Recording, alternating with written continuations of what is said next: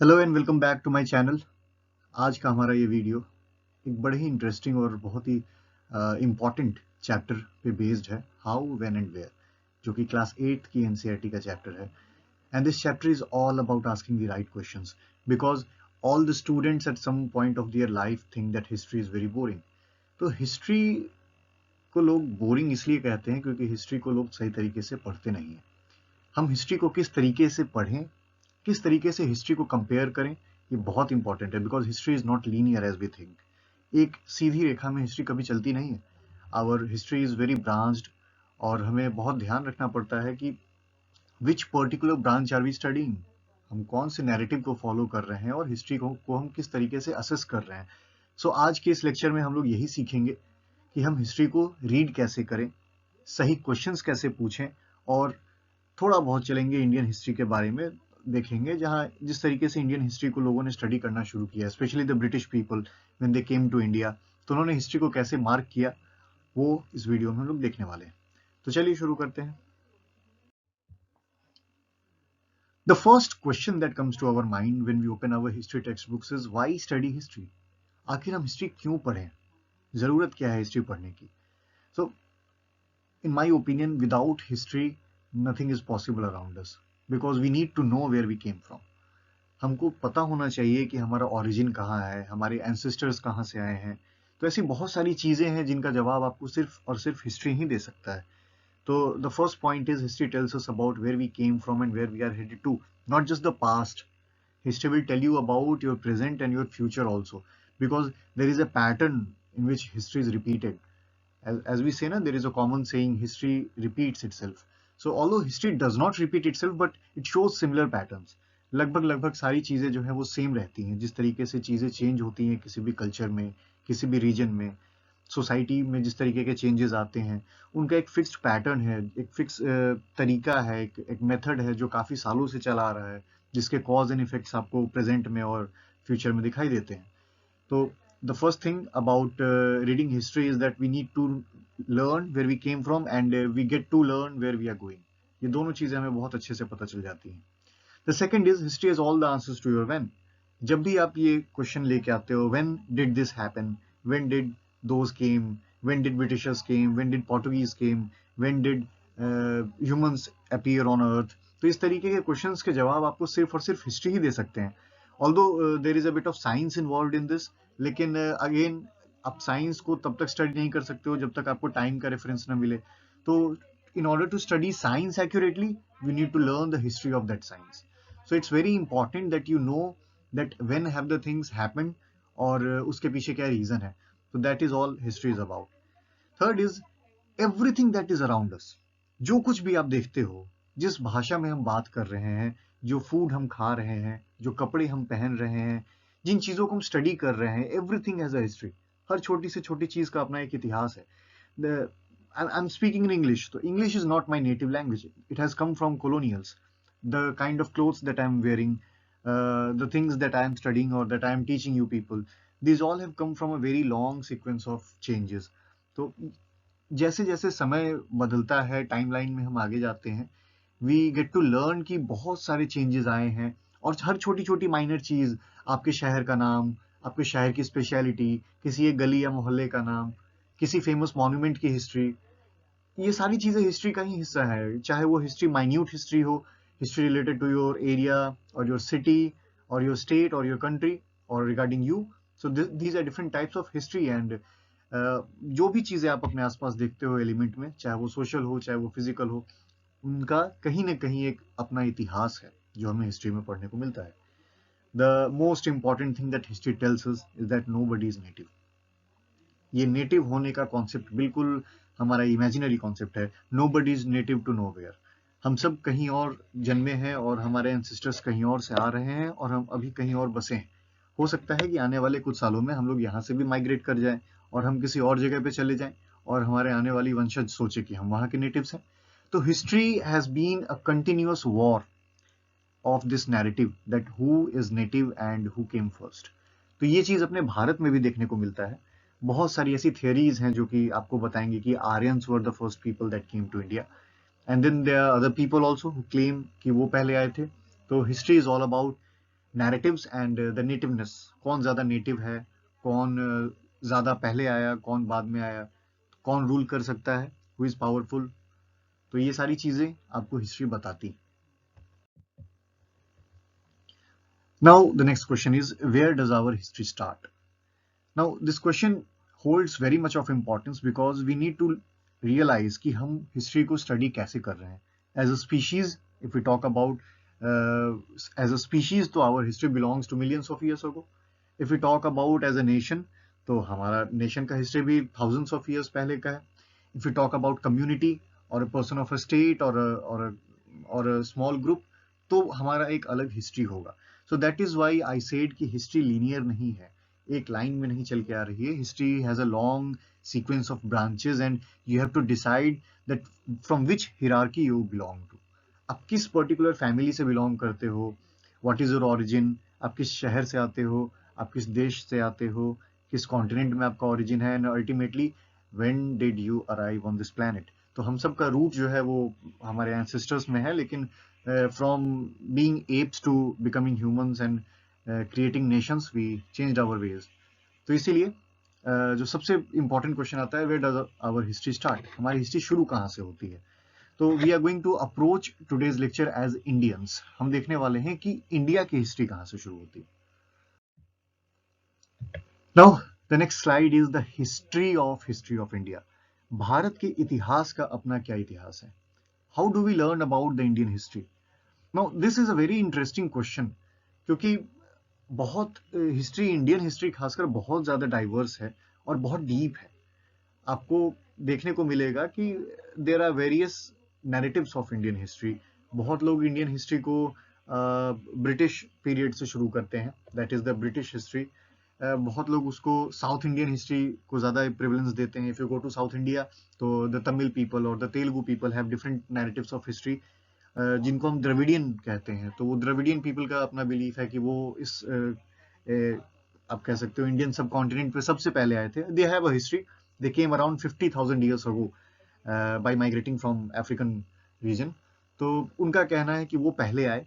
Now if you read about the Aryan history, तो Aryans का जो है, आर्यंस बाद में डेवलप होके वैदिक पीरियड में आए. They became Brahmins and they divided varnas of the society. तो सोसाइटी के वर्ण जिस तरीके से डिवाइड हुए, तो because we are a Hindu dominant country, तो ये एक बड़ा इंटरेस्टिंग हो जाता है कि जो यहाँ के हिंदूज हैं वो मेजोरिटी है and they believe in the Aryan history.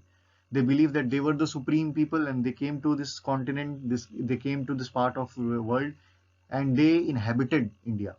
तो भारतवर्ष, हिंदुस्तान जो कहते हैं, भारतवर्ष ऐसा माना जाता है कि आर्यवर्त था हमारे पास्ट में और वो आर्यों का देश था. तो Aryans have their own narrative, वो कहते हैं कि वो पहले आए. Dravidians have their own narrative, वो कहते हैं कि वो पहले आए. And then came Britishers who changed all of these narratives. उन्होंने किसी एक नैरेटिव को फेवर किया, किसी एक नैरेटिव के अगेंस्ट गए. तो ब्रिटिशर्स के आने के बाद इंडियन हिस्ट्री में क्या बदलाव आए, हमारे स्टडी करने के अप्रोच में क्या बदलाव आया, वो आगे देखेंगे हम लोग.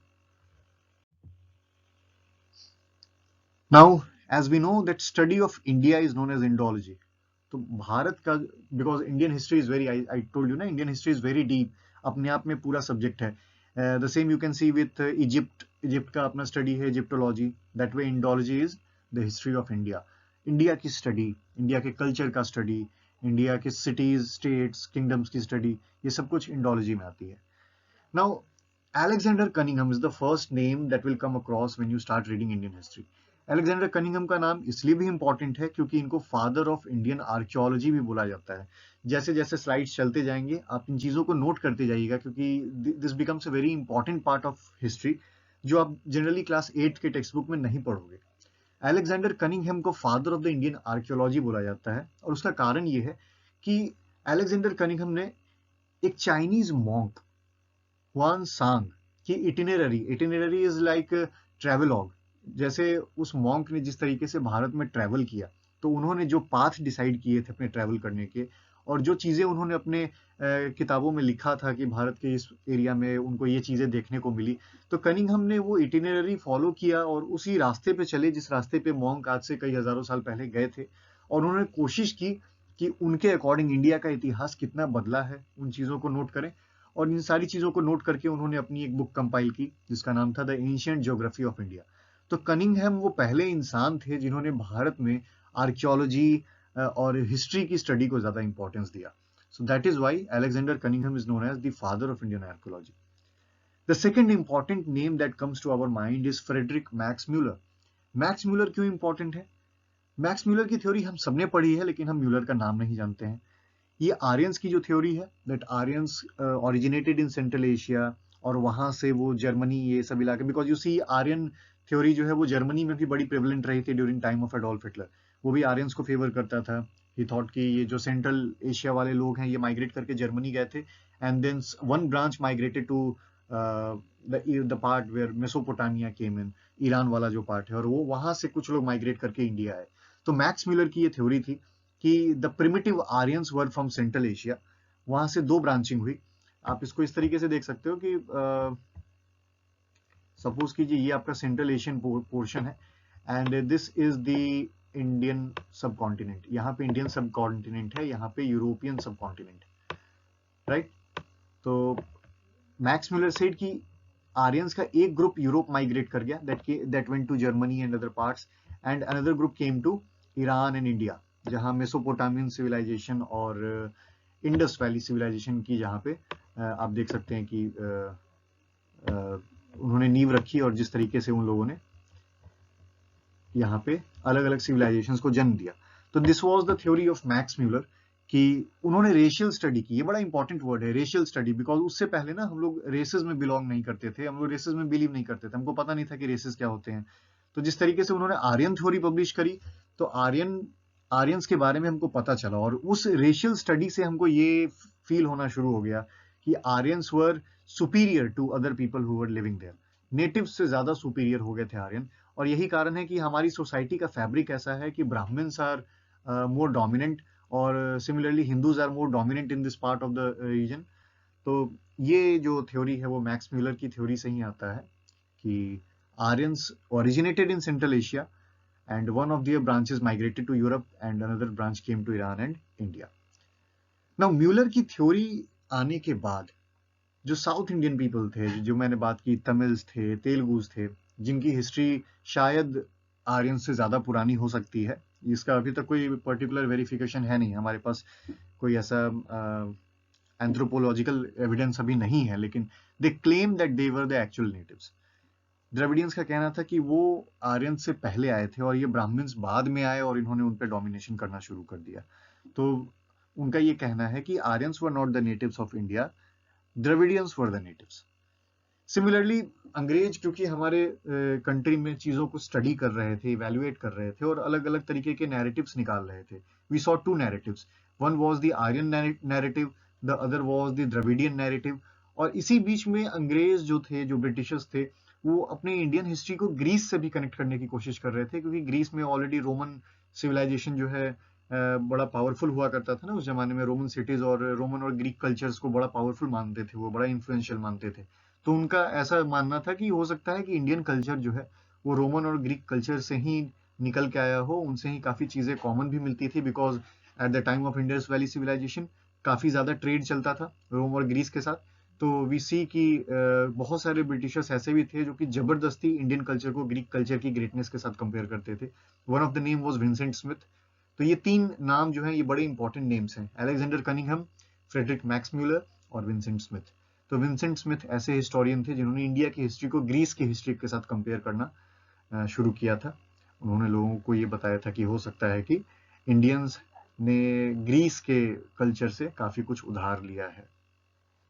Now it is up to us कि हम क्या बिलीव करते हैं। हो सकता है आप इसमें अग्री कर जाओ, हो सकता है कि आप अग्री ना करो, and that is where we divide in our narratives.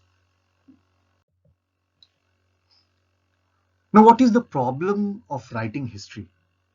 If we consider a country as vast and as deep as India, there are various problems in writing history. History linear नहीं है, जैसा कि मैंने बार बार बताया है आपको।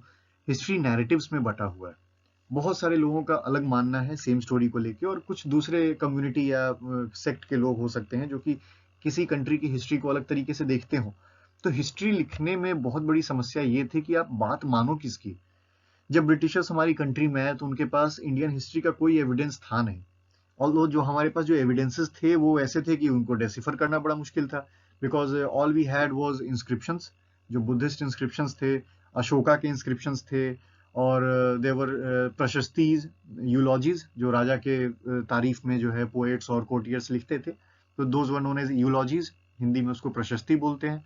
तो आपके पास प्रशस्ति थी, आपके पास इंस्क्रिप्शंस थे, रॉक एडिक्ट्स थे, तो ये सारी चीजें थी। लेकिन ब्रिटिशर्स के लिए बड़ा टेंशन का बात ये था क्योंकि वो उन चीजों को पढ़ नहीं पाते थे, और जिन चीजों को वो पढ़ लेते थे, डिकोड कर लेते थे, उनको ऐसा महसूस होता था कि क्योंकि उसको किसी न किसी राजा ने लिखवाया है, तो राजा जब भी यूलॉजीज लिखवाता था या फिर कोई किसी राजा के लिए यूलॉजी लिखता था, तो वो बायस्ड होता था। वो राजा को खुश करने के लिए लिखता था ताकि राजा उसको तोहफे दे, उसको लैंड ग्रांट्स दे। तो ये सारी चीजों के लिए ही यूलॉजी लिखी जाती थी। तो ब्रिटिशर्स को इन चीजों पे ट्रस्ट नहीं था, क्योंकि जिस तरीके से उनको एविडेंसेस मिलते थे, उनको ऐसा लगता था कि that is not the whole picture, वो पूरा सच नहीं है, उसमें हो सकता है कि कुछ और भी बात रही हो। राजा के बारे में सिर्फ पॉजिटिव बातें होती थी, राजा कितने महान हैं, राजा के कौन कौन से टाइटल्स हैं, उन्होंने कहाँ दान दिए, कहाँ मंदिर बनवाए। तो यूलॉजीज वर ऑल अबाउट दैट। यूलॉजी में राजा की कोई बुराई या कोई ड्रॉबैक के बारे में बात नहीं की जाती थी। तो इसीलिए अंग्रेजों को बड़ा प्रॉब्लम हुआ ये चीज करने में। समय के साथ धीरे धीरे करके बहुत सारे पुराने लैंग्वेजेस को डिकोड करना शुरू कर दिया गया। जेम्स प्रिंसेप का नाम आता है, जिन्होंने अशोकन पिलर्स पे जो खरोष्टी लैंग्वेज थी और जो ब्राह्मी स्क्रिप्ट था, इन दो स्क्रिप्ट्स को उन्होंने डिकोड किया था।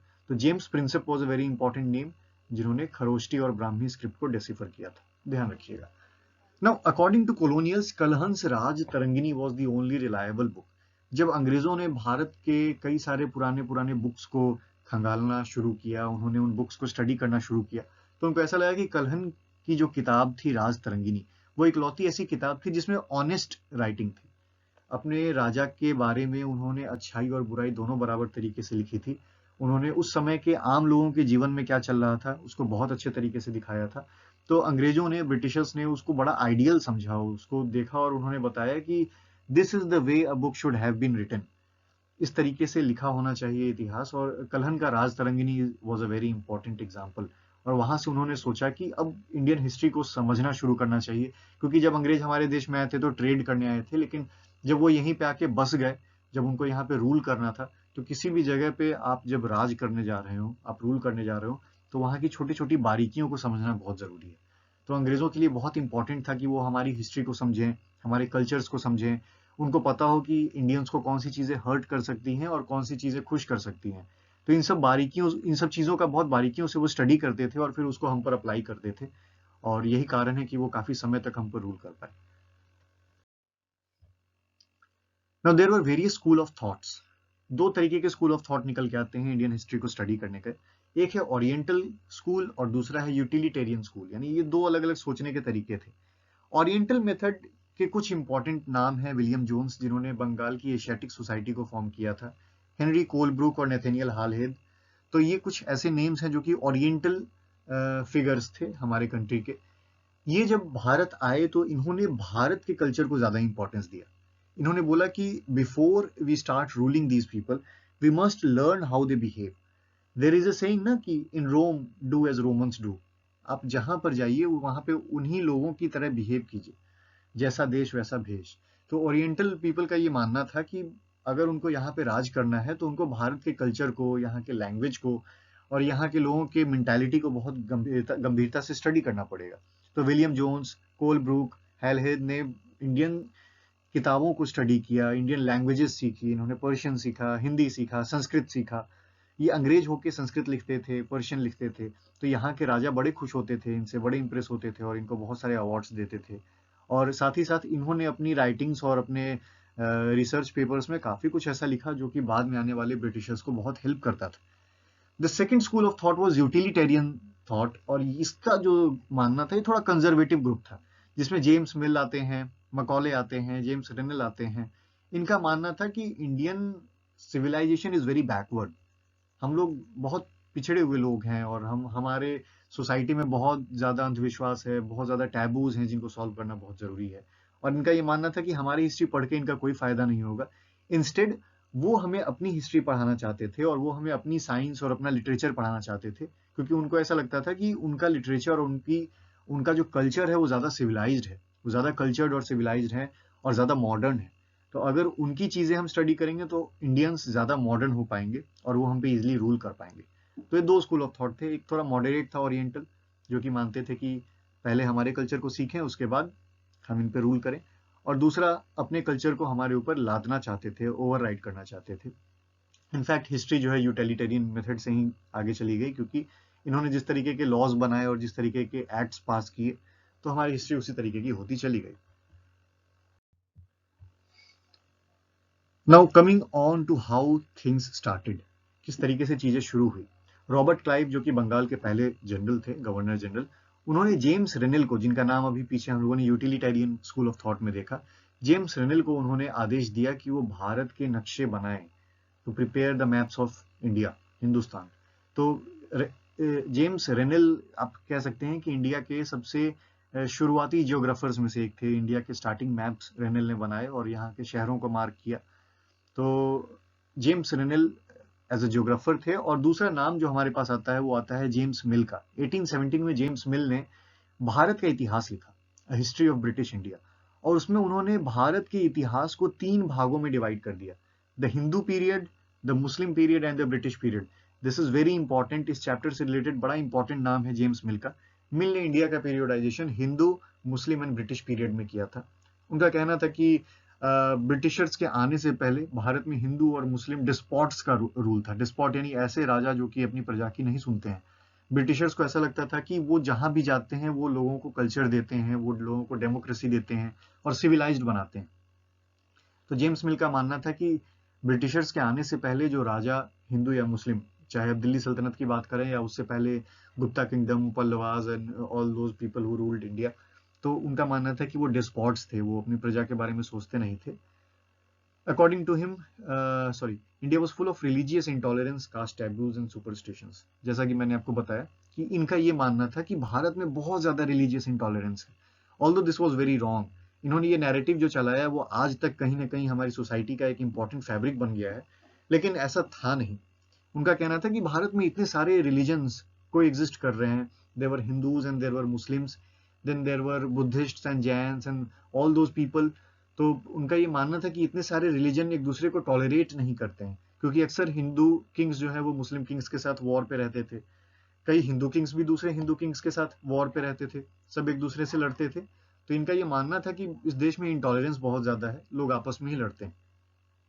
कास्ट टैबूज बहुत ज्यादा थी, क्योंकि हमारा समाज जो है वो वेदों के हिसाब से जो वर्ण क्लासिफिकेशन हुआ था, ब्राह्मण, क्षत्रिय, वैश्य और शूद्र में, तो इस तरीके से वर्ण बटे और वर्ण से कास्ट बट गए और समाज में ऊंच नीच बहुत ज्यादा हो गई। सुपरस्टिशंस, अंधविश्वास बहुत ज्यादा होता था, सती प्रथा है और ऐसी बहुत सारी चीजें हैं जो उस समय हमारे समाज में थी। तो उनका ये मानना था कि ये हमारे समाज की बुराइयां हैं जिनको उनको खत्म करना जरूरी है। तो ये जेम्स मिल का सोचना था। यहाँ आप बगल में एक फोटो देख सकते हो, इस फोटो में आप देख रहे हो कि ब्राह्मण ब्रिटिश एलेगरी को आप देख सकते हो, जो ब्रिटिश एलेगरी है, एक रोमन एलेगरी आपको दिखेगा, उसको हिंदुस्तान की हिस्ट्री, जो इंडियन हिस्ट्री है, वेद हैं, वो वेद उनके हाथ में दे रहे हैं। तो ब्राह्मण्स अपना वेद अंग्रेजों को दे रहे हैं, यानी कि वो अपना कल्चर सबमिट कर रहे हैं यूरोपियंस के हाथ, ताकि वो उनके कल्चर को ज्यादा सिविलाइज कर सके। तो ये जेम्स रेनल की एक पेंटिंग थी। ये बड़ा इंटरेस्टिंग है कि अंग्रेज जब हमारे देश में आए और हमारी हिस्ट्री उन्होंने पढ़ना शुरू किया, तो उन्होंने कई सारे ब्राह्मण्स को अपॉइंट किया धर्मशास्त्र को कंपाइल करने के लिए, जिसमें उन्होंने इंडियन रिलीजन और हिंदू रिलीजन के कौन कौन से नियम थे उन सबको लिखवाए और उन सबको ट्रांसलेट कराया, ताकि वो हिंदू रिलीजन को बहुत डीपली समझ सके। The next thing that comes about, how did the British right about India. अंग्रेजों ने भारत के बारे में लिखा कैसे। तो लिखने के लिए आपको किसी भी चीज को बहुत डीप स्टडी करना बहुत जरूरी है, बहुत सारे सोर्सेज को रेफर करना बहुत जरूरी है। तो अंग्रेजों ने भी बहुत सारे सोर्सेज को रेफर किया। उनका मानना था कि हिस्ट्री जब भी लिखी जानी चाहिए तो उसका एक रिटन रिकॉर्ड होना चाहिए। इससे पहले अपने भारत का कोई फॉर्मल रिटन हिस्ट्री नहीं था। हम लोग गुप्ता किंगडम के बारे में पढ़ते हैं, जिसको golden period of Indian history कहते हैं, क्योंकि माना जाता है कि ज्यादातर आप इंडियन एंशिएंट हिस्ट्री को गुप्ता पीरियड से शुरू होते हुए देखोगे। फिर बीच में कुछ 2-4 किंगडम्स जो है बहुत लाइटली चले जाते हैं, क्योंकि हमारा जो इंडियन हिस्ट्री है वो बहुत ही डाइवर्स है और अलग अलग रीजन्स में बटा हुआ है। तो कभी आप इंडियन हिस्ट्री में नॉर्थ इंडिया के किंगडम्स पढ़ोगे, कभी साउथ इंडिया के किंगडम्स पढ़ोगे, आप ट्राइबल्स के बारे में पढ़ोगे, फिर आप बाहर से आने वाले मुस्लिम्स के बारे में पढ़ोगे, ईरानियंस के बारे में पढ़ोगे। तो लेकिन कुछ भी रिटन नहीं था। राजा की यूलॉजी थी, राजा के बारे में प्रशस्ति लिखी थी, लेकिन इंडियन हिस्ट्री का कोई फॉर्मल राइटिंग नहीं था। तो अंग्रेज जब भारत आए तो उन्होंने अपने हिसाब से भारत का इतिहास लिखना शुरू किया और उसके रिटन रिकॉर्ड्स बनाने शुरू किए। They brought the culture of memos, notes and reports. पहले ये सारे कल्चर हमारे पास नहीं थे। वो रिपोर्ट्स तैयार करते थे, मेमोज लिखते थे, नोट्स बनाते थे, सब कुछ प्लान होता था, पॉलिसीज बनती थी, और जो डॉक्यूमेंट्स वो तैयार करते थे उनको रिकॉर्ड रूम में प्रिजर्व किया जाता था। धीरे धीरे ये डॉक्यूमेंट्स जब बढ़ने शुरू हो गए तो हमारे पास आर्काइव्स आ गए। बहुत सारे आर्काइव का मतलब होता है a place where you store all your old documents and memories, आप जैसा कह सकते हो। तो उन्होंने आर्काइव्स बनाने शुरू किए और बहुत बड़े बड़े आर्काइव्स बनते चले गए, बहुत ज्यादा अमाउंट में डॉक्यूमेंट कलेक्ट होता चला गया। और उसके बाद उन्होंने स्थापना की इस बिल्डिंग की। ये बिल्डिंग जो आप देख रहे हैं, नेशनल आर्काइव ऑफ इंडिया, जो कि न्यू दिल्ली में उन्होंने 1920-22 के आसपास उन्होंने इस बिल्डिंग को स्टैब्लिश किया। ये आज भी है, जहां पर आज का राष्ट्रपति भवन है और पार्लियामेंट हाउस है, उसी के आसपास नेशनल आर्काइव ऑफ इंडिया भी है, जहां पे आज भी आपको वो अंग्रेजों के लिखे सारे डॉक्यूमेंट्स मिलेंगे जिसमें उन्होंने इंडियन हिस्ट्री को स्टडी किया था और उसके अलग अलग फॉर्म्स बताए थे। ब्रिटिशर्स ने कई सारे सर्वेज भी कंडक्ट कराए, बहुत सारे सर्वे कराए उन्होंने, ताकि वो भारत के हर एक एरिया को बहुत माइन्यूटली जान सकें। सर्वे क्यों कराते हैं गवर्नमेंट्स, उसका एक बड़ा इंपॉर्टेंट कारण है। गवर्नमेंट को हर छोटी छोटी चीज का रिकॉर्ड रखना पड़ता है, जैसे कि टोपोग्राफी। टोपोग्राफी मतलब कैसा लैंड है, कहाँ पे प्लेन्स हैं, कहाँ पे प्लेट्यूज हैं, माउंटेन एरियाज कहाँ कहाँ पे हैं, वहाँ की मिट्टी कैसी है, वहाँ फ्लोरा क्या है, कौन से पेड़ पौधे उगाए जाते हैं, कौन से जानवर मिलते हैं, वहाँ के लोगों की अपनी लोकल हिस्ट्री क्या है, वहाँ के लोग खेती किस तरीके से करते हैं, क्रॉपिंग पैटर्न्स क्या हैं। ये सारी चीजों के सर्वे कराए गए ब्रिटिश पीरियड में, ताकि अंग्रेज इन सारी चीजों को समझ सके। और आप इन चीजों का असर भी देखोगे कि अंग्रेज बहुत अच्छे तरीके से ओपियम की खेती कराते थे, नील की खेती कराते थे, उन्होंने महलवारी सिस्टम लागू कराया, परमानेंट सेटलमेंट लागू कराया, और उसके अकॉर्डिंग जिस तरीके से भारत का रूरल एरिया जिस तरीके से बिहेव करता था, उसके अकॉर्डिंग उन्होंने अपनी पॉलिसीज बनाई और उनको लागू किया। तो सर्वे ने बड़ा इंपॉर्टेंट रोल प्ले किया इंडियन हिस्ट्री को स्टडी करने में। और भी दूसरे तरीके की सर्वेज कराई गई, जैसे कि बोटानिकल सर्वेज, कितने तरीके के प्लांट्स और फ्लावर्स मिलते हैं, जूलॉजिकल सर्वेज, कितने तरीके के एनिमल्स मिलते हैं, आर्कियोलॉजिकल सर्वे, हमारा हमारा पुराना इतिहास जिसमें हम लोगों ने हड़प्पा, इंडस वैली सिविलाइजेशन और ऐसे इन चीजों की खुदाई की थी। एंथ्रोपोलॉजिकल यानी कि ह्यूमन हिस्ट्री, हमारा इतिहास क्या है, जिसका आप एग्जांपल देख रहे थे मैक्स म्यूलर की थ्योरी। और फॉरेस्ट्स का भी अपना सर्वे हुआ कि कौन से पेड़ यहाँ पे अवेलेबल है और उनका मार्केट में क्या रेट है। तो इन सारी चीजों के सर्वे अंग्रेजों ने कराए। ये आप एक पेंटिंग देख सकते हो, ये आपकी एनसीईआरटी बुक से लिया गया है। ये पेंटिंग बनाया है जेम्स प्रिंसेप ने, जिनका नाम मैंने थोड़ी देर पहले बताया था। जेम्स प्रिंसेप वो व्यक्ति थे जिन्होंने अशोकन पिलर्स पे ब्राह्मी और खरोष्टी स्क्रिप्ट को डिसिफर किया था, प्राकृत, ब्राह्मी और खरोष्टी। तो इस पेंटिंग में आप देख सकते हो, यहाँ पे एक सर्वे का सीन आपको दिखाई देगा, जिसमें बहुत सारे अंग्रेज ऑफिसर्स आपको दिखेंगे और कई सारे इंडियंस भी आपको नजर आएंगे। सामने बेंचेस पे आप देख सकते हो सर्वे के टूल्स रखे हुए हैं। तो यहाँ पे एक सीन दिखाया जा रहा है कि किस तरीके से अंग्रेज कैंप्स लगाते थे और जगहों पे जा जाके लोगों के साथ बातचीत करते थे, सर्वे करते थे, फोटोज लेते थे, ताकि उनको पता हो कि किन जगहों पर किस तरीके की चीजें अवेलेबल हैं। अब इतना सब कुछ जानने के बाद अब हमें इस चीज को डिस्कस करना है कि हिस्ट्री को हम सही तरीके से पढ़ें कैसे, राइट वे क्या है हिस्ट्री को पढ़ने का। तो क्योंकि मैंने बताया हिस्ट्री नैरेटिव्स में डिवाइडेड है, आपको हिंदू हिस्ट्री पढ़ने को मिलेगी, आपको मुस्लिम हिस्ट्री पढ़ने को मिलेगी, you will have a separate history of Christians, वो भारत कैसे आए, उनके साथ कैसा व्यवहार हुआ। उसी तरीके से आपको बुद्धिस्ट हिस्ट्री पढ़ने को मिलेगी, आपको ब्रिटिश हिस्ट्री पढ़ने को मिलेगी। तो हिस्ट्री किसी एक व्यक्ति ने नहीं लिखी है, हिस्ट्री ने अलग अलग लोगों का नजरिया अडॉप्ट किया है, अलग अलग लोगों ने अलग अलग तरीके से चीजों को देखा है और उसको अपने अकॉर्डिंग लिखा है। तो जब भी आप हिस्ट्री पढ़ें तो किसी एक किताब से या किसी एक पॉइंट ऑफ व्यू से न पढ़ें, आप एनालाइज करें, चीजों को रिसर्च करें कि किसी एक इंसिडेंट को दोनों तरफ से आप देखें, the person who is reading and the person who is writing, दोनों नैरेटिव से आप उसको देखें। सपोज हम बैटल ऑफ पानीपत के बारे में स्टडी करते हैं, तो सिर्फ बाबर की नैरेटिव से ही पढ़ना इंपॉर्टेंट नहीं है, वी शुड ऑल्सो नो कि इब्राहिम लोदी क्यों लड़ रहा था उस फाइट में। आखिर उसकी क्या मजबूरी थी, या फिर आखिर बाबर से उसकी दुश्मनी क्यों थी। तो ये चीजें जानना बहुत जरूरी है कि हिस्ट्री को हम दोनों तरीके से पढ़ें। Second thing is British account were for their masters and were written according to them. Britishers जिस चीज से नफरत करते थे उन्होंने भी वही काम किया। वो जब भारत आए उन्होंने देखा कि जो इंडियन डॉक्यूमेंट्स हैं वो तो राजा को खुश करने के लिए लिखे जाते थे, यानी ऑनेस्ट डॉक्यूमेंट्स नहीं थे। तो ब्रिटिशर्स के डॉक्यूमेंट भी टोटली ऑनेस्ट नहीं थे। वो भी अपने ओपिनियंस लिखते थे और अपनी अपने तरीके से इंडियन हिस्ट्री को लिखते थे। तो आपको ये जानना जरूरी है कि ब्रिटिश लोगों का क्या मानना था भारत के बारे में और इंडियंस लोगों का क्या मानना था अपने इतिहास के बारे में। One must look for account by travellers and common folks, क्योंकि ये जितने भी ऑफिशियल डॉक्यूमेंट्स होते हैं ये अपने अपने पॉइंट ऑफ व्यू होते हैं। किसी एक सरकार का पॉइंट ऑफ व्यू होगा या किसी एक कम्युनिटी का पॉइंट ऑफ व्यू होगा। तो अगर आपको रियल हिस्ट्री पढ़नी है तो आप ट्रैवलॉग्स पढ़िए। वो लोग जो उन समय पे भारत में ट्रैवल किया करते थे, वहाँ की जो आम जनता थी, जिन लोगों ने ऑटोबायोग्राफीज लिखी हैं, जिन लोगों ने डायरी लिखी है, तो वो आपको एक सही पिक्चर दे सकते हैं कि एक आम आदमी के जीवन में क्या चलता था, सरकार की पॉलिसीज कैसे काम करती थी, और सही में वहाँ के पॉलिटिकल, सोशल और कल्चरल सिचुएशंस क्या थे। तो ये तरीका है हिस्ट्री को सही तरीके से पढ़ने का। आई होप इस वीडियो में आपको ये चीज़ समझ में आ गई होगी कि अपनी इंडियन हिस्ट्री कैसे शुरू होती है और उसको किस तरीके से हमें स्टडी करना चाहिए। तो first chapter was all about this. I hope आपको ये लेक्चर अच्छा लगा हो। अगले लेक्चर में हम आगे के चैप्टर्स देखेंगे। कमेंट सेक्शन में बताइए कि आपको ये लेक्चर्स कैसे लगे और आपको और किन चीज़ों के बारे में जानना है, कौन सी टॉपिक्स आपको इंटरेस्ट करती हैं। तब तक के लिए थैंक यू।